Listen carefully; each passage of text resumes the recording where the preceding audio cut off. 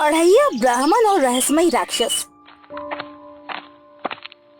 अरे रजनी, जल्दी जल्दी कदम बढ़ाओ, शाम होने वाली है। घर पर अढ़ैया हमारा इंतजार कर रहा होगा। हाँ जी, जल्दी जल्दी तो चल ही रही हूँ, मगर ये जंगल है खत्म होने का नाम ही नहीं ले रहा है। अब तो पैर भी जवाब देने लगे हैं।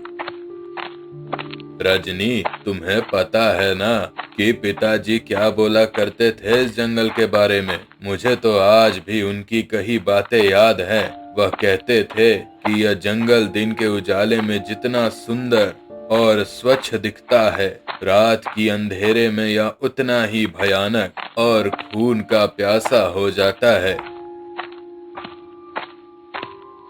ए जी, मुझे तो आपकी इन बातों पर रत्ती भर भी भरोसा नहीं है। गांव में तो आज तक मैंने किसी को भी कहते नहीं सुना कि ये जंगल खूनी है। अरे रजनी, यह गांव वाले क्या जाने इस जंगल के रहस्य को। इसको तो कोई ज्ञानी ही जान सकता है। तुम्हें पता है, जैसे ही पिताजी ने इस जंगल के रहस्य को सबके सामने लाने की कोशिश की तो उनकी जान चली गई। आज तक किसी को भी उनका मृत शरीर नसीब नहीं हुआ। मुझे तो डर लग रहा है कि कहीं आज। कमलकांत और रजनी अभी बात ही कर रहे थे कि तभी एक भयानक आवाज गूंजी। तुम्हारा डरना जायज है कमलकांत। जिसने भी मेरे बारे में जाना, समझो वह इस दुनिया से गया। और आज तुम्हारी बारी है, मगर अफसोस, साथ में तुम्हारी पत्नी को भी मरना होगा। कमलकांत और रजनी कुछ समझ पाते उसके पहले ही पूरा जंगल उनकी दर्दनाक चीखों से गूंज उठा। दूसरी तरफ गांव में काकी काकी, रात होने को है। माँ बाबूजी अब तक क्यों नहीं आए? बेटा, तुम चिंता मत करो, वो दोनों आते ही होंगे। गांव वाले पंडित कमलकांत और उनकी पत्नी का यूं अचानक गायब हो जाने से सब परेशान थे। कुछ दिनों तक सभी ने मिलकर उन्हें बहुत ढूंढा, लेकिन उनका कहीं भी पता नहीं चला। धीरे धीरे सभी ने मान लिया कि पंडित कमलकांत और उनकी पत्नी को या तो किसी जानवर ने अपना शिकार बना लिया या फिर वे रास्ता भटक कर कहीं दूर चले गए हैं। एक दिन चौपाल पर बेटा अढ़ैया, तुम चिंता ना करो, यह पूरा गांव तुम्हारा परिवार है। तुम्हारे पिताजी और दादाजी इस गांव के जाने माने पुजारी थे और आशा है उनके वे सभी गुण तुम्हें भी जरूर होंगे। मुखिया जी, मेरी उम्र तो अभी मात्र 14 वर्ष है। मुझे अभी बहुत से विद्याओं में निपुण होना बाकी है, लेकिन आप सभी के विश्वास और पिताजी द्वारा दी गई शिक्षा हमेशा मार्गदर्शन करेगी। अढ़ैया, तुम अभी छोटे हो, इसलिए मैं चाहता हूँ कि तुम पंडित दीनदयाल के घर पर रहो, उनसे आगे की शिक्षा ग्रहण करो और साथ ही वही तुम्हारे खाने पीने का इंतजाम भी हो जाया करेगा। मुखिया जी, क्या मुझे खिलाना पिलाना दीनदयाल काका के लिए आसान होगा? आपको तो पता ही है, मेरा भोजन कुछ ज्यादा ही है। मैं 2.5 शेर से कम नहीं खाता, तभी तो मेरा नाम मेरे पिताजी ने अढ़ैया रखा था। अरे बेटा अढ़ैया, तुम खाने पीने की चिंता क्यों करते हो? यह पूरा गांव तुम्हारा परिवार है। अगर कभी कुछ कमी हो भी गई तो सभी मिलकर तुम्हें संभाल लेंगे। आखिरकार तुम हमारी जिम्मेदारी हो। इस तरह से सभी गांव वालों ने मिलकर अढ़ैया का इस बुरे वक्त में बहुत साथ दिया। अढ़ैया ने भी किसी को निराश होने का मौका नहीं दिया। समय तेजी से बीतने लगा। अढ़ैया अपने पिता की तरह ही बहुत ज्ञानी पंडित बन चुका था। उसके ज्ञान के चर्चे भरतपुर गांव में ही नहीं बल्कि अगल बगल के गांव में भी होने लगे। लेकिन अढ़ैया के पूजा पाठ करने का तरीका थोड़ा अलग था। वो किसी भी पूजा को 2.5 घंटे करता, मतलब कि उसका पूरा व्यक्तित्व 2.5 अंक के आसपास घूमा करता था। एक दिन पंडित दीनदयाल, अढ़ैया, अब मैं बूढ़ा हो चला हूँ, पता नहीं कब ऊपर वाले का बुलावा आ जाए। इतने वर्ष से तुझे बेटे की तरह पालते आ रहा हूँ, इसलिए तेरे साथ स्नेह कुछ ज्यादा ही हो गया है। आज मैंने तुझे एक बात बताने के लिए बुलाया है। बोलिए ना काका, क्या बात है? आप कुछ परेशान से लग रहे हैं।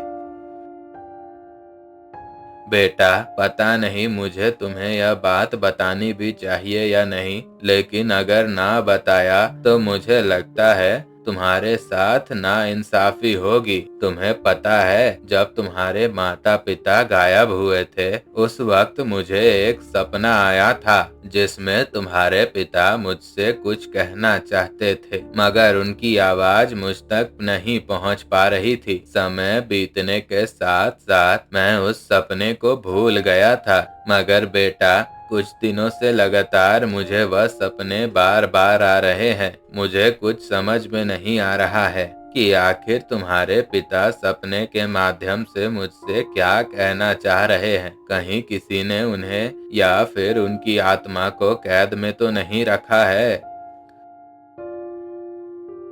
काका, आप यह क्या कह रहे हैं? पिताजी की आत्मा आपसे संपर्क करना चाहती है। कहीं आप उनके बारे में ज्यादा सोच तो नहीं रहे हैं? या फिर काका, कहीं ऐसा तो नहीं कि उनकी मौत किसी जानवर की वजह से नहीं बल्कि किसी और वजह से हुई हो जिसे वो आपको बताना चाहते हो? क्या पता बेटा, कुछ कह नहीं सकते। तेरे पिता और तेरे दादाजी बहुत ज्ञानी पुरुष थे। उनके अंदर इतनी क्षमता थी कि वह कहीं भी बैठे बैठे किसी की भी आत्मा से संपर्क कर सकते थे। यदि वे जिंदा होते तो बेशक तुम में भी उनके गुण अवश्य होते, मगर अफसोस। अढ़ैया पंडित दीनदयाल की बातें सुनकर सोच में पड़ जाता है। मैं नहीं चाहता कि मेरी विद्या और मेरे गुणों के बारे में किसी को भी पता चले, खासकर तब तक जब तक मैं अपने मकसद में कामयाब ना हो जाऊं। अरे बेटा, किस सोच में पड़ गए? मुझे पता है यह सब सुनना तुम्हारे लिए आसान नहीं है, मगर नियति के आगे किसी की कहाँ चलती है। काका, आप बिल्कुल ठीक बोल रहे हैं, लेकिन कई बार नियति के फैसले उनके ना होकर किसी दूसरे के होते हैं और मुझे बस उसी की तलाश है। वैसे काका, आपसे एक बात बतानी थी। मैं कुछ दिनों के लिए अपनी झोपड़ी में रहने वाला हूँ, तो आप मेरी राह मत देखिएगा। बेटा, तू भी ना कभी कभी गोल गोल बातें करता है। मेरी तो कुछ समझ में नहीं आता, और जहाँ तक तेरे ना आने की बात है वो तो मैं जानता हूँ। तू हर महीने कुछ दिनों के लिए अपने माता पिता की यादों के साथ समय बिताता है। दरअसल अढ़ैया हर महीने कुछ दिनों तक अपनी झोपड़ी में जाकर रहा करता था। सभी को लगता था वो इन दिनों अपने माता पिता की यादों के साथ रहता है, मगर अढ़ैया महीने के कुछ दिन अपनी झोपड़ी में रहकर अपने पिता द्वारा दी गई शिक्षाओं का अभ्यास करता था, जिसके बारे में गांव के किसी भी व्यक्ति को पता न था। अढ़ैया को बचपन से ही ऐसा लगता था उसके माता पिता की मौत के पीछे जरूर कोई राज है, क्योंकि हर दिन गाँव से न जाने कितने ही लोग उस जंगल को पार कर शहर जाते और शहर से वापस आते थे, मगर आज तक किसी की भी जान रहस्यमय तरीके से नहीं गई थी। किसी भी गांव वालों पर आज तक किसी जानवर ने हमला नहीं किया था, तो आखिर उसके माता पिता और दादाजी का कुछ पता क्यों नहीं चला? ये सारे रहस्य उसे चैन से जीने नहीं दे रहे थे। इसीलिए वो अलग अलग विधाओं और साधनाओं को सिद्ध करने में लगा था, जिसका परिणाम ये था कि मात्र 20 वर्ष की उम्र में ही उसे काफी कुछ ज्ञान हो चुका था। मगर गांव वालों को कोई भी परेशानी होती तो वो सीधा अढ़ैया के पास आते। एक दिन की बात है। अढ़ैया, अरे ओ अढ़ैया बेटा, जरा बाहर तो आ। क्या हुआ काकी? इतनी सुबह सुबह मेरी याद कैसे आ गई? अरे बेटा, घर में कुछ दिनों से अशांति सी लग रही है, सोचा सत्यनारायण भगवान की पूजा करा लूं। तुम्हें तो पता है मुझे तुम्हारे सिवा किसी दूसरे पर भरोसा नहीं है। ठीक है काकी, कल का दिन बहुत ही शुभ है, तो मैं आकर पूजा करा देता हूँ। और काकी, तुम्हें तो पता ही है मेरी पूजा 2.5 घंटे तक चलेगी, इसलिए घर वालों से कह देना कि वह किसी तरह की हड़बड़ी ना करे। समझ में आई ना बात? अरे अढ़ैया, मुझे तेरी हर आदत के बारे में पता है। तो हर पूजा 2.5 घंटे में समाप्त करता है और साथ ही 2.5 शेर अनाज खाता है, बस यही ना। चल बेटा, अब मैं चलती हूँ। कल समय से आ जाना, मैं तेरा इंतजार करूंगी।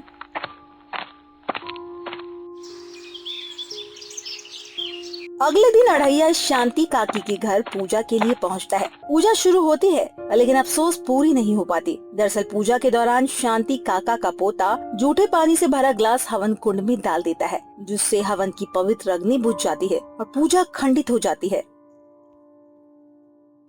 अनर्थ घोर, अनर्थ काकी, बालक ने नासमझी में बहुत बड़ी गलती कर दी है। इसने जूठे जल को पवित्र अग्नि में डाल दिया। इस तरह से यह पूजा पूरी तरह से व्यर्थ चली गई है। हमने भगवान का आवाहन कर उनका अनादर कर दिया है। अब क्या होगा बेटा? मैंने तो ये पूजा घर के सुख शांति के लिए करवाया था, लेकिन अब तो सब गड़बड़ हो गया बेटा। इस गलती को सुधारने का तुम ही कुछ उपाय बताओ। काकी, मेरा मन कहता है यह पूजा यूं ही भंग नहीं हुई है, बल्कि इसके पीछे कुछ न कुछ ठोस कारण जरूर है। काकी, आप चिंता ना करो, मैं कुछ करता हूँ। फिलहाल तो पूजा खंडित हो चुकी है और उसे आज शुरू नहीं किया जा सकता। मैं जल्द ही आपको बताता हूँ कि कब दोबारा से इसे कर सकते हैं। अच्छा काकी, अब मुझे आज्ञा दीजिए। अरे बेटा, ऐसे कैसे? भोजन तो कर ले। बहू ने सारी चीजें तेरी पसंद की बनाई है। माफ कीजिएगा काकी, लेकिन मैं आज आपके घर का भोजन ग्रहण नहीं कर पाऊंगा। मगर अढ़ैया बेटा, तुम ऐसा क्यों कर रहे हो? आज से तुमने पहले कभी भोजन का अनादर नहीं किया, तो आज ऐसा क्या हो गया? कई सीधी सी बात है काकी। जिस घर में मेरे नारायण बिना भोजन ग्रहण किए चले गए, उस घर का भोजन ग्रहण करना मतलब साक्षात नारायण का अनादर करना। इसलिए काकी, मुझे भोजन करने के लिए बाध्य ना करिए। ऐसा कहकर अढ़ैया चुपचाप वहाँ से चला गया। आज की घटना से उसका मन विचलित था। उसे बार बार ऐसा लग रहा था जैसे ये आम से दिखने वाली घटना के पीछे जरूर कोई बड़ा कारण छुपा है। कुछ दिनों बाद गांव के शिव मंदिर में एक बड़ी पूजा का आयोजन होने वाला था, जिसमें अगल बगल के गांव के लोग भी आने वाले थे। इसीलिए एक दिन चौपाल पर, गांव वालों, जैसा कि आप सभी जानते हैं, हर साल सावन के महीने में हमारे गांव के शिव मंदिर में भव्य शिव पूजा का आयोजन होता है। मैंने सोचा है इस बार की पूजा अढ़ैया के हाथों से हो, क्योंकि पंडित दीनदयाल बुढ़ापे और बीमारी की वजह से बेहद कमजोर हो गए हैं। हाँ हाँ मुखिया जी, आपने बिल्कुल ठीक कहा। अढ़ैया के हाथों पूजा करवाने में हमारे गांव पर शिव जी की कृपा बनी रहेगी। सभी गांव वालों की रजामंदी से ये तय हुआ, पूजा अढ़ैया के हाथों होगी। दूसरी तरफ कोई था जिसे यह बात बिल्कुल बर्दाश्त नहीं हो रही थी। वो भीड़ में खड़ा खड़ा सोच रहा था। अढ़ैया, तेरी यह समझदारी तुझे बहुत भारी पड़ने वाली है।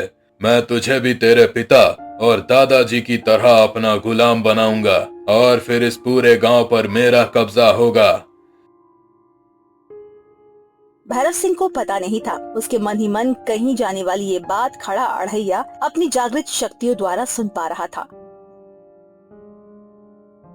कौन है यह अनजान व्यक्ति? इसे तो मैंने कभी गांव में देखा तक नहीं है, और इसकी मेरी परिवार से क्या दुश्मनी हो सकती है? मुझे इस पर नजर रखनी होगी। अढ़ैया और गांव वाले अभी बात कर ही रहे थे कि तभी शांति काकी और उनकी बहू रोते बिलखते वहां पहुंचे। मुखिया जी, अनर्थ हो गया। मेरा तो सब कुछ बर्बाद हो गया। आज सुबह सुबह मेरे बेटे और पोते की मृत्यु हो गई। काकी, आप चिंता ना करो, हिम्मत से काम लो। ऊपर वाले की मर्जी के आगे आज तक किसी की चली है जो अब चलेगी। ऊपर वाला, हाँ, ऊपर वाले के ही कोप के भागी बने हैं मेरे बच्चे। उनकी ही नाराजगी मेरे बच्चों को खा गई। मैंने रोते हुए अड़ैया से बोला था तुम शांति पूजा करके क्षमा याचना कर दो, लेकिन उसने कुछ नहीं किया। अड़ैया, काश तूने मेरी बात मान ली होती तो मेरे बच्चे आज जिंदा होते। अढया, काकी यह क्या बोल रही है? मुखिया द्वारा सवाल पूछे जाने पर अड़ैया उन्हें सारी बात बताता है। मुखिया सभी को शांत करते हैं, सभी अपने घर चले जाते हैं। कुछ समय तक तो सब ठीक रहता है, मगर इस घटना के बाद अड़ैया जिस घर में भी पूजा कराने जाता, वहाँ की पूजा खंडित हो जाती। उस घर का कोई न कोई सदस्य तो मर जाता या फिर उसके साथ कुछ अनहोनी घटना हो जाती। जब ये सारी घटनाएं बढ़ने तो सभी मुखिया जी के चौपाल पर एकत्रित होते हैं, जहाँ गाँव के सबसे बुजुर्ग हरिया काका अपनी बात मुखिया के सामने रखते हैं।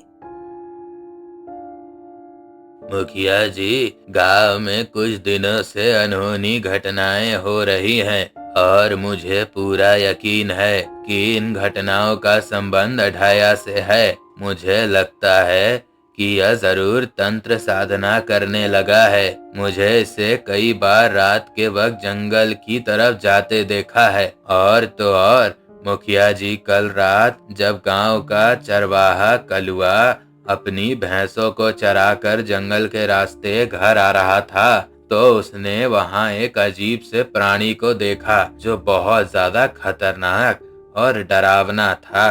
अगर आपको मेरी बातों पर यकीन ना हो तो आप खुद ही कलुआ से पूछ लीजिए। तभी वहाँ खड़ा कलुआ डरते डरते अपनी बात सबके सामने रखता है। मुखिया जी, मैं कल शाम जब अपनी भैंसों को जंगल के रास्ते गांव ला रहा था तो मुझे एक भयानक आवाज सुनाई पड़ी। जब मैंने अपनी नजरें चारों तरफ घुमाई तो मैंने देखा एक अजीब सा दिखने वाला जीव अपने हाथों में किसी मरे हुए जानवर को लेकर एक गुफा के भीतर जा रहा था। उसके कदम जैसे जैसे जमीन पर पड़ रहे थे, ऐसा लग रहा था कि पूरा जमीन कांप रही हो। उसके कुछ समय बाद ही मैंने अढया को उस गुफा के पास से गुजरते देखा।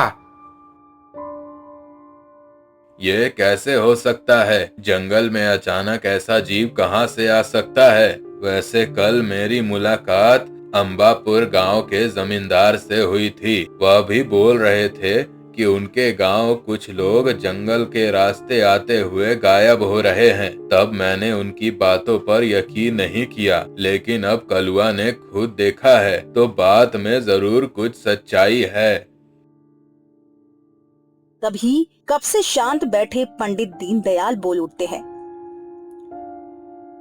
मुखिया जी, मैंने हरिया और आपकी दोनों की बातें सुनी, लेकिन मुझे समझ नहीं आ रहा है कि इन दोनों अलग अलग बातों से अढया को जोड़ना कहाँ तक सही है। अगर गांव में कुछ लोगों के यहाँ अनहोनी हो रही है तो उसमें मेरे अढया की क्या गलती है? और जंगल में अगर कोई दानव या राक्षस जैसा कोई प्राणी है तो उसे अढया के जंगल की तरफ जाने से क्यों जोड़ना? यह सब मात्र संयोग है। हम सब जानते हैं कि अढया के पिता और दादाजी ने इस गांव के लिए क्या क्या किया है और हम उनकी अच्छाई का यह सिला दे रहे हैं।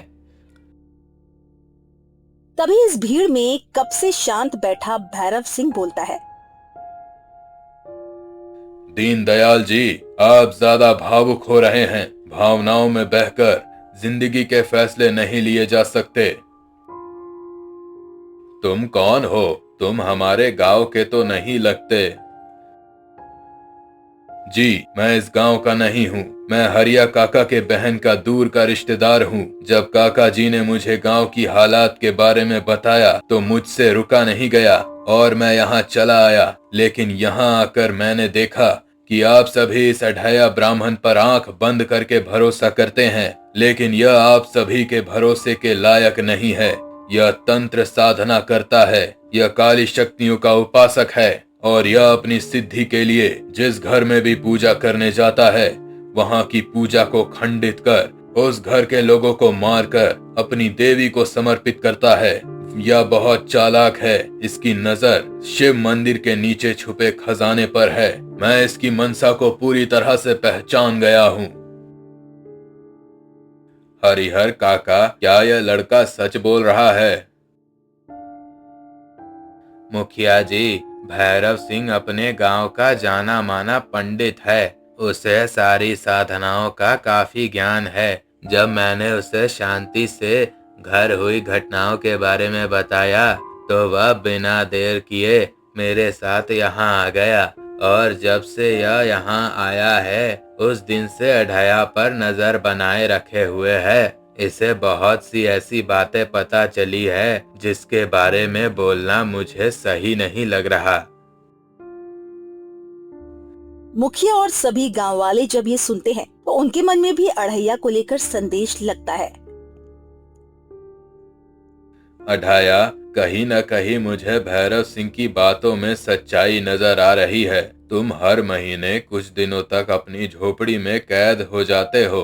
अंदर क्या करते हो किसी को कुछ पता नहीं। रात के वक्त जंगल की तरफ जाते हो, क्यों जाते हो किसी ने आज तक तुमसे पूछा नहीं। साथ ही कुछ दिनों से तुम जहाँ भी पूजा पाठ करने जा रहे हो वहाँ पूजा खंडित हो जाती है और कुछ न कुछ बुरा हो जाता है। यह सारी घटनाएं एक ही तरफ इशारा कर रही हैं कि तुम जरूर कुछ न कुछ गलत कर रहे हो। मुखिया जी, अभी मैं अपनी सफाई में कुछ नहीं कहूँगा क्योंकि सारी घटनाएं मेरे खिलाफ हैं। यदि मैंने कुछ बोला तो आपको लगेगा कि मैं झूठ बोल रहा हूँ, इसलिए आप मुझे कुछ समय दीजिए। मैं इस भैरव सिंह की एक एक बात का जवाब सबूत सहित लेकर। मुखिया जी, मेरी माने तो इस अढया ब्राह्मण को इस गांव से बाहर निकाल फेंकिए। यह इस गांव के लिए एक श्राप है। आपको सुनकर आश्चर्य होगा, लेकिन इसने अपनी तंत्र विद्या से अपने पिता की मृत आत्मा को भी बंधक बनाकर रखा है। यह उस आत्मा के सहारे लोगों को मारता है और अपनी शक्तियों को बढ़ाता है। साथ ही जंगल का वह राक्षस भी इसी ने जागृत किया है। अभी तो वह राक्षस कमजोर है, लेकिन समय के साथ वह बलवान हो जाएगा और इस गांव को तबाह कर देगा।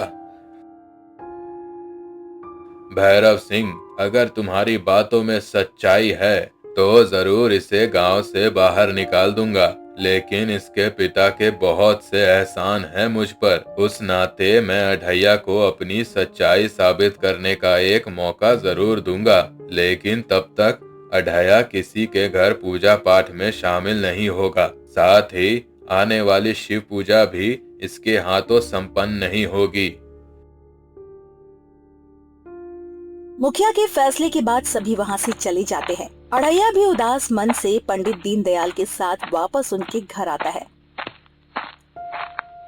बेटा, क्या तुम्हें पता है यह भैरव सिंह कौन है? इसने तुम पर जो इल्जाम लगाया है वह सब क्या है? मेरी तो कुछ समझ में नहीं आ रहा है। काका, आप शांत हो जाइए। मैं आपको सारी बात बताता हूँ जो आज तक मैंने किसी से नहीं बताई। काका, आप उस दिन बता रहे थे ना कि पिताजी की आत्मा आपसे संपर्क करना चाहती है। वह बात बिल्कुल सही थी। जब मैं छोटा था तो पिताजी ने मुझे आत्माओं से संपर्क करना सिखाया था। साथ ही बहुत सारी विद्याएं सिखाई थी। मैं हर महीने कुछ दिनों के लिए उन्हीं विद्याओं को सिद्ध करने अपनी झोपड़ी में बंद हो जाया करता था। जब उस दिन आपने पिताजी के सपने वाली बात बताई तो मैंने उस रात ही अपने विद्या के बल पर उनसे संपर्क किया, और आप यकीन नहीं करेंगे मुझे क्या पता चला।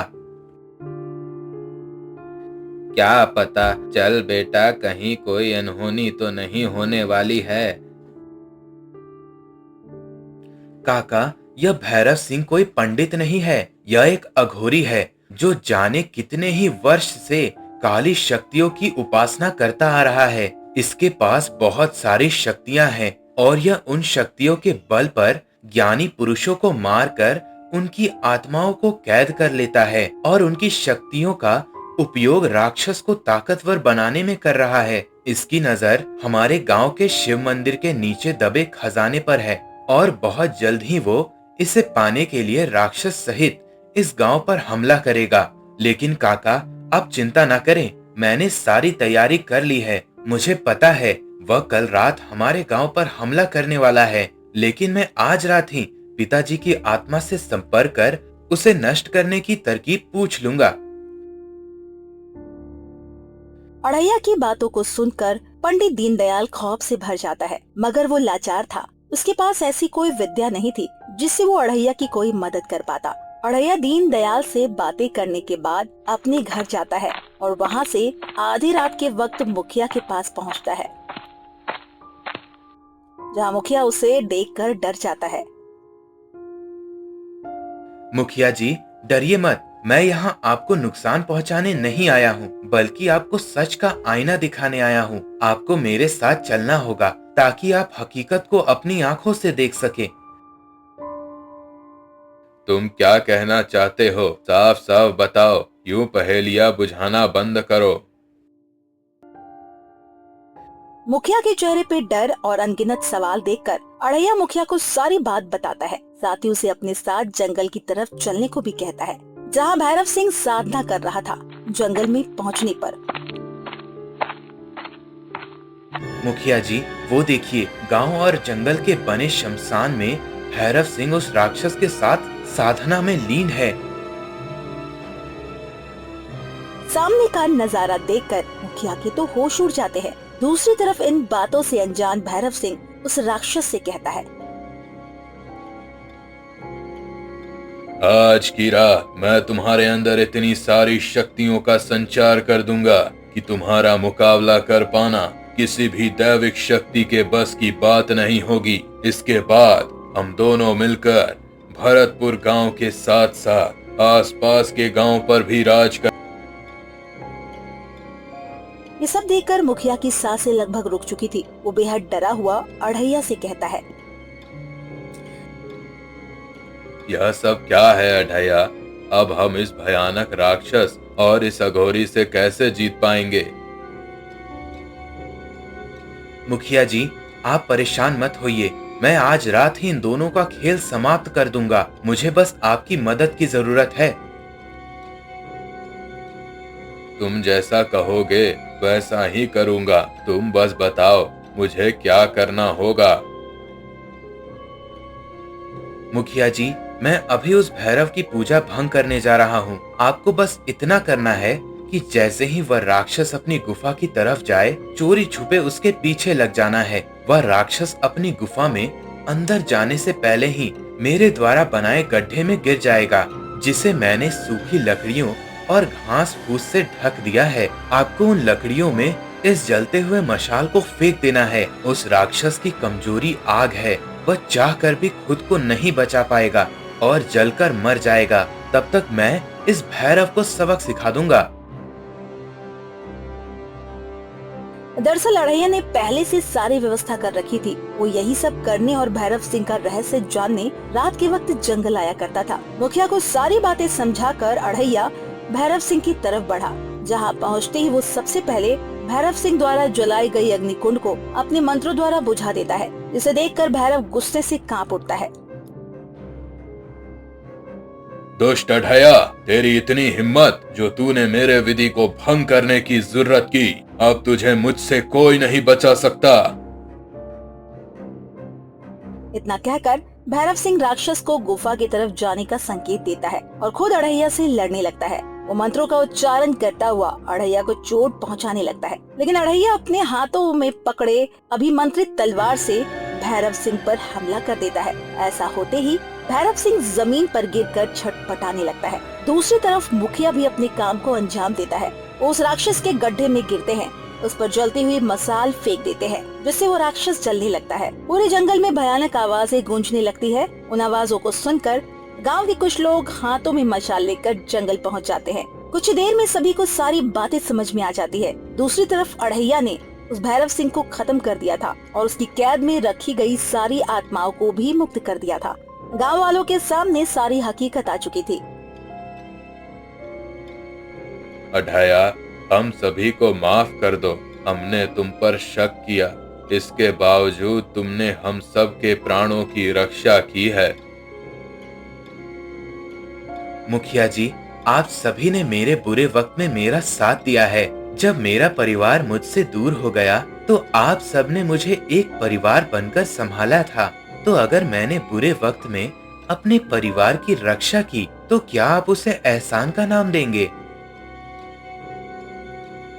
सभी अढ़ैया की बहादुरी और ज्ञान की तारीफ कर रहे थे। आज उसकी वजह से वर्षों से अघोरी की कैद में छटपटाती आत्माओं को मुक्ति मिल चुकी थी। साथ ही गांव पर आने वाली भारी मुसीबत भी टल चुकी थी।